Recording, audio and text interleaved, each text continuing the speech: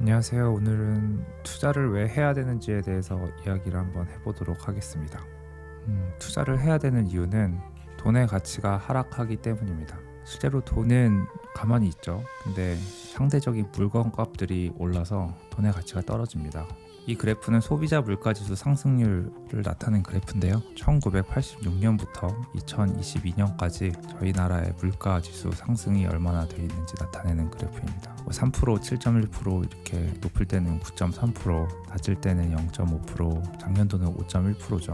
이렇게 시간이 가면 갈수록 물건은 매년 오릅니다.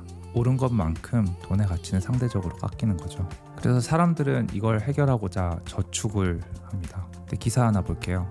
실질금리 2년째 마이너스, 저축해도 손해. 여기서 실질금리라는 개념이 나오는데 실질금리가 뭐냐면 이 그래프를 보면 알 수 있습니다.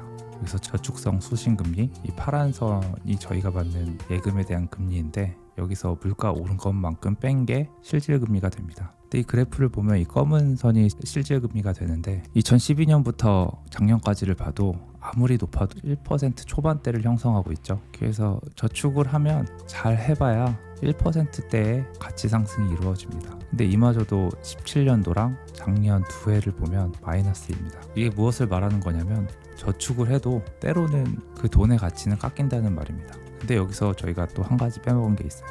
이자소득세. 여러분 이자소득세 얼마인지 아세요? 15.4%입니다. 저는 15.4%가 굉장히 크게 느껴지거든요. 그러니까 저희가 받을 수 있는 이자는 은행이 주는 이자의 85%가 채 안 됩니다. 근데 이 표를 다시 보면 저희가 예금을 아무리 해도 실질적으로 1%의 가치 상승이 이루어지니까 여기에 세금을 매기면 참 좋겠는데 근데 나라에서 그게 아닙니다. 이 표로 봤었을 때 검정선이 아닌 파란 선에 대해서 이자를 때립니다. 파란 선에 대해서 이자를 때리니까 더 큰 값에 대해서 15.4%가 깎이잖아요. 그러니까 이 검정선은 더 낮아지게 됩니다. 마이너스도 더 커지게 되는 거고요. 그래서 돈을 그대로 갖고 있나 은행에 예금하나 저희는 돈의 가치를 잃을 수가 있습니다. 리스크가 존재한다는 말이죠. 그 사람들은 위험한 투자 왜 해?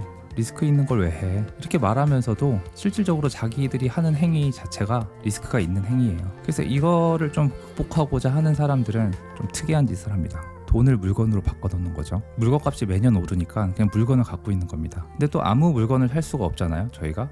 그러니까 나중에 돈으로 바꾸기에도 유용하고 매년 그 가치도 계속 올라가는 물건, 그런 물건을 저희가 좀 유식한 말로 하면 자산이라고 하죠. 뭐 이런 것들 중에는 주식, 채권, 금, 비트코인, 부동산 뭐 이런 것들이 있습니다. 각자 기호에 맞게 사람들은 자기 자산을 형성을 하죠. 그리고 그 돈을 물건으로 바꾸는 행위를 저희는 투자라고 합니다. 투자는 그럼 단점이 없냐? 단점이 있죠. 단점은 리스크가 더 큽니다. 그 차원이 다르죠. 2%, 3% 이렇게 깎이는 것보다 뭐 마이너스 10%, 30%, 40%, 50%, 60% 이렇게 됩니다. 제 경험은 마이너스 60%까지 맞아봤어요. 저희 나라 제일 큰 IT 기업 두 개로.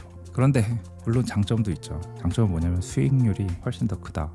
이 그래프를 한번 더 볼게요. 이 그래프는 뭐냐면 1998년도에 100원을 가지고 있었을 때 25년이 흐른 2022년에는 S&P 500에 넣으면 어떻게 되고 예금을 했을 때 어떻게 되고 그때 100원의 가치를 가진 물건의 가격은 어떻게 되는지를 나타낸 표입니다. 왜 S&P 500을 했냐?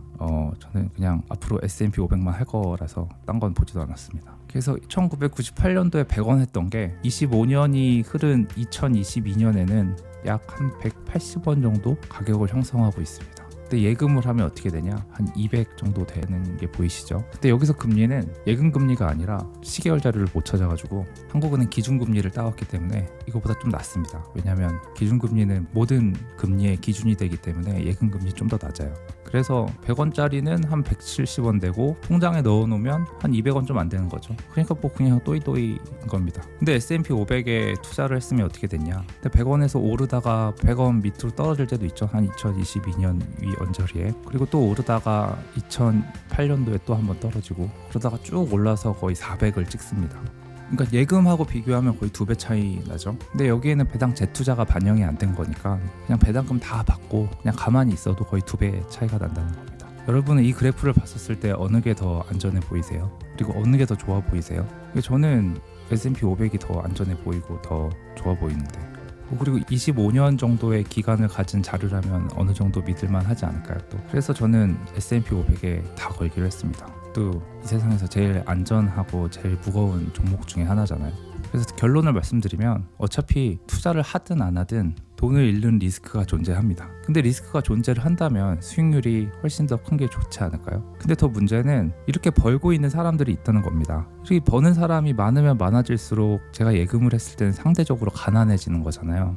그래서 저는 가난해지는 건 싫거든요. 뭐 남들보다 엄청 잘 벌지는 못하지만 10년 정도의 시간을 갖고 돈도 불리고 돈도 다 모아서 파이어를 한번 해보려고 합니다. 오늘 투자를 왜 해야 되는지에 대해서 제 생각을 한번 이야기해 보았습니다. 오늘도 시청해 주셔서 감사드립니다.